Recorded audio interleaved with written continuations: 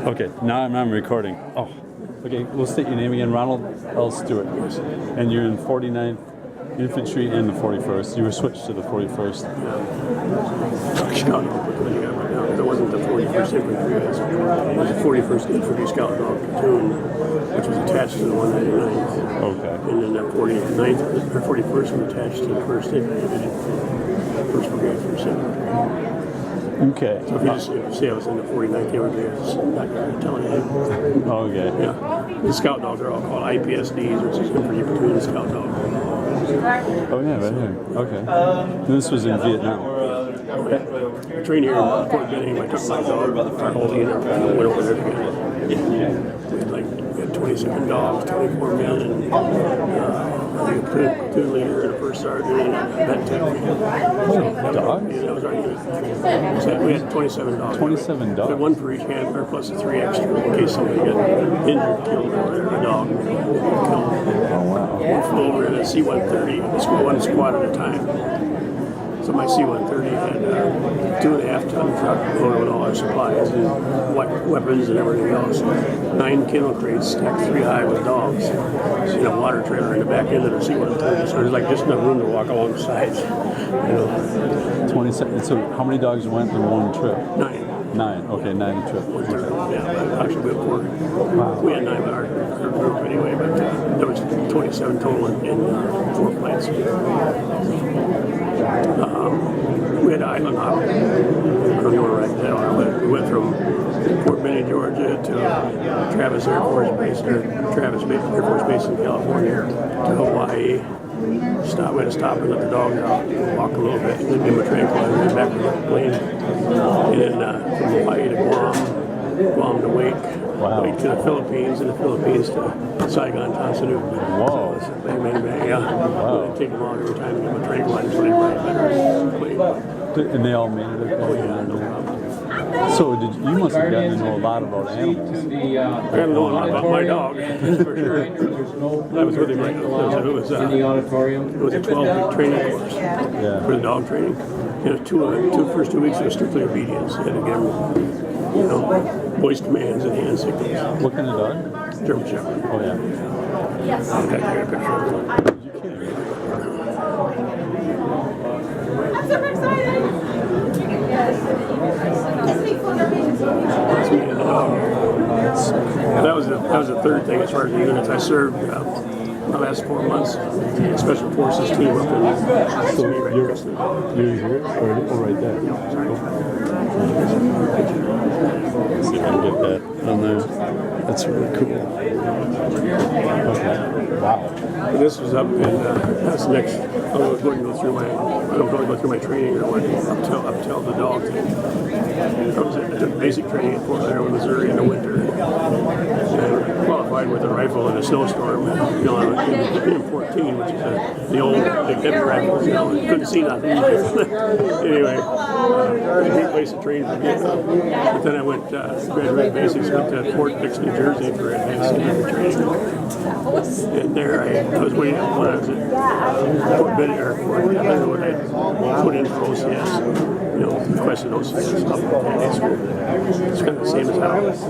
But I went to New Jersey, and when I was done with that advanced training, my orders hadn't come through, so they kept me there. I basically was helping them train advanced infantry training students and troops. And I was there until.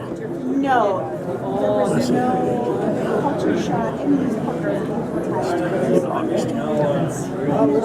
August or September. I was there a long time, so I got a lot of infantry training. Which Yeah, you kept training. Really you kept training. And so then I got my OCS. Kind of like how I got halfway through and I decided it wasn't for me. And mainly because I didn't like to spit and polish. I didn't like you had to pretend that you're enjoying it. And I decided I didn't want to have to re-enlist as an officer, a second lieutenant for 2 years. We go over to Vietnam, and there were a lot of second lieutenants not doing too well.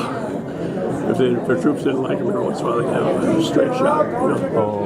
That was kind of common knowledge. They didn't advertise it very much, but it happened quite a bit. Really? Yeah. So anyway, I went over when I got out of OCS, the scout dog training school was right up there in Benny. And I heard about it, so I went over and, you know, asked him some information, and I would have to sign up for that.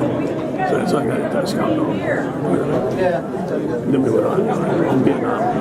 So you went to Vietnam with dogs? Oh, yeah. I didn't even know that they had dogs. Yeah, I came to scout dog.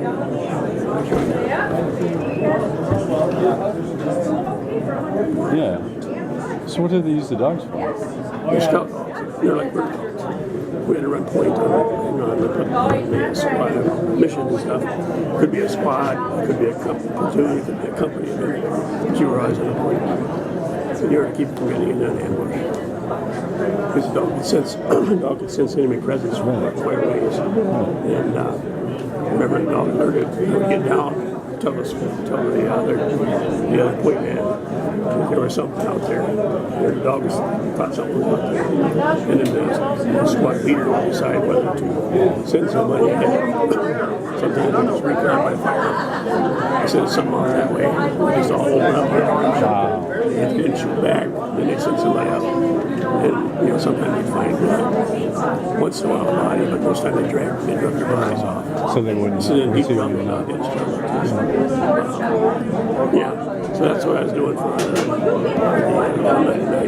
first infantry. I was running missions, mostly patrol missions outside the perimeters, and then once in a while a night ambush. Sit down, just at dusk, usually I creek the river and look for sand. I will. Basically go Guardians out here. so that was most of my these various locations with these two guys. And then around, around late August, I got requested. They came to me and they said there's a request for a dog handler team way up in the north part of Vietnam. We don't know what it is. They won't tell us. He says, but you have to have a top secret clearance, and I had that from OCS. They do that right away when you get into OCS. They get you a top secret clearance. So they said you don't have to volunteer now. They'll take you up there, and they'll brief you up there. And if you decide not to do it, you can come back.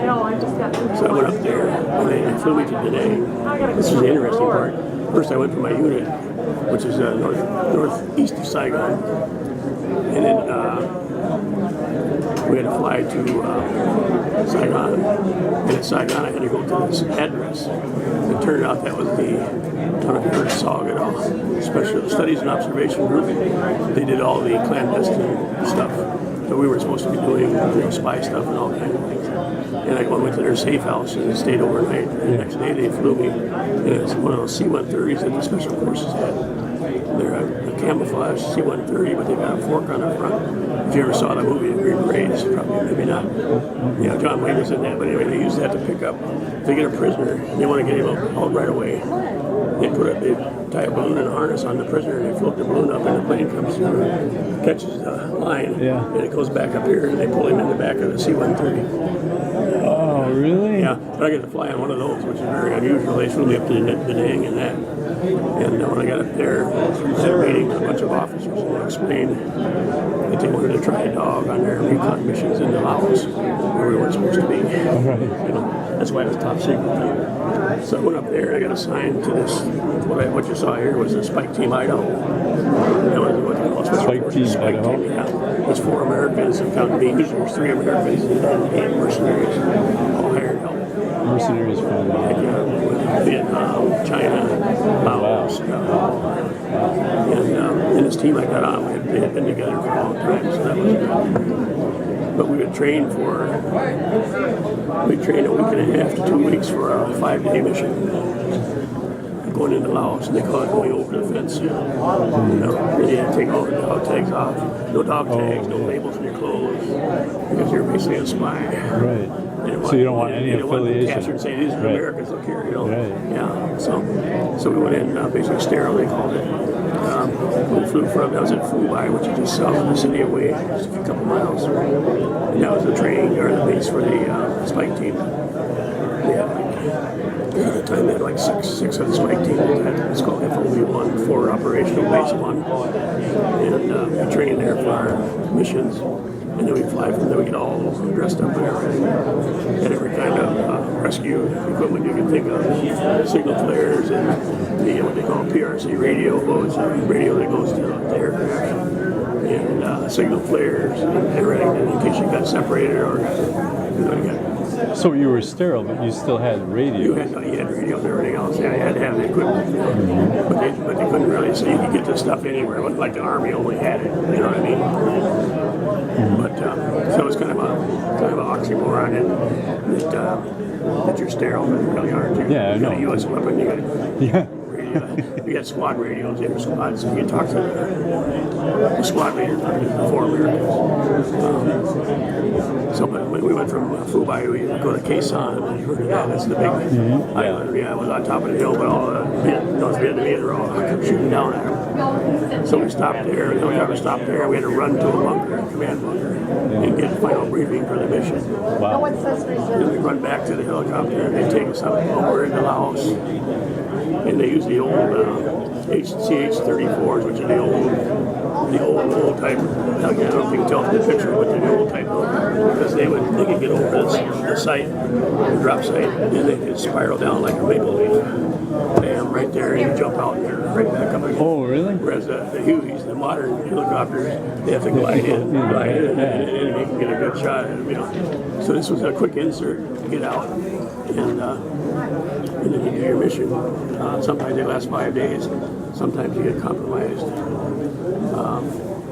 You know that the enemy knows you're there. Right. When you did that, if you're getting intelligence, that's fine, but otherwise you call for evac to get out. And the one time we were hearing signal shots, and we'd already gotten some found a cave, and they shot artillery from the Gulf of Tonkin, one of the big ships. They shot artillery over that Vietnam narrow area, over Vietnam into Laos, and we were on a mountainside, jungle mountains, and there was a cave over on the other side, and all of a sudden this shell came through. It's like a freight train right over your head. It was like, Whoa. and boom on the other side of the valley where the cave was. Yeah. And we had a few secondary explosions, so there must have been some ammunition or something in there.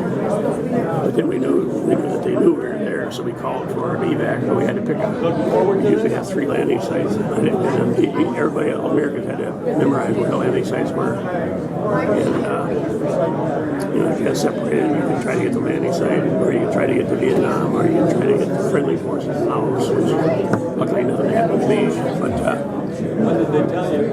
but then when I came in for the evac, we set up it was 12 men, 4 Americans and 8 mercenaries, making a circle. There's a very big circle. And then when the choppers were almost there, you throw out smoke on 4 sides of your perimeter. And when the gunships came in, they came in firing. They were firing miniguns and rockets around your perimeter. And then another chopper would come down. If there was 2 of them for us for the extract, and you would go jump on the chopper and get the hell out of there. So that was what they call a secret war, part of the secret war. And I was very, very, as far as I know, I was the first scout on my tribe sitting with them. So, and I was just an army man, basically. I had a lot of training, but I didn't have any special forces training, but they treated me just like I was one of them. Wow. You said you were the first? As far as I know, I was the first scout on my tribe for the spike teams. Really? Yeah. Wow. And everybody made it out okay? Everybody made it out on my missions. But on the when I left in December, I had to leave my dog there and start him in with a new trainer. Yeah. And then the last week I couldn't go near him. I just observed from a distance to see how they're getting along. So I couldn't even say goodbye when I left. It's kind of sad. But the same team, the spike team, Idaho. After I left, one of the guys that was on my team, the other 2 sergeants, they got transferred to something else, and they brought in new team leaders. But the one guy's name was Skurlock, and he got in January, I think it was. He was on a mission where they got hit really hard, and they had to get evacuated by a ladder down through the canopy. Whoa. And all of them got out. He was the last one on the ladder. Yeah. They think he was wounded because he was hanging on. Yeah. But all of a sudden he fell off, and they were getting heavy fire, so they couldn't even go down and get him. So the next day they sent a crew out with extra gunships and stuff, and they couldn't find basically any trace of him. They had drug him off, but they figured he was dead. I don't know, to every veteran's body. Most of the time when they disappeared over there, you didn't get the bodies back. There had a couple of teams that got wiped out completely. I had a good dog. Alright, we're ready to get started. Can anybody hear me? How many missions did you run? I just went on three missions, and I went on a night ambush one time to, we were working, there was a group of ARV in a Special Forces camp that had been overrun a couple nights before, and they were shorthanded. So they wanted somebody to come out and do night ambushes around their perimeter. So we started out. That was the other thing, too.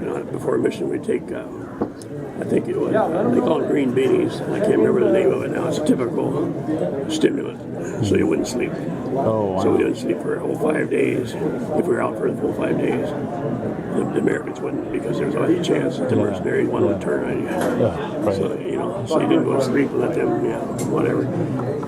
But like I said, I was lucky. I had a pretty good team that'd been together for a long time, so there's a very good chance of it happening. But, yeah, so that was my exciting part of Vietnam. The other stuff was bad enough. You have to patrol on point all the time because it's the first ones to get shot at. Yeah. But that's what the scout, they saved a lot of lives. King alerted quite a few times. So that was mine. And then, like I say, December 13th of 67, I got out.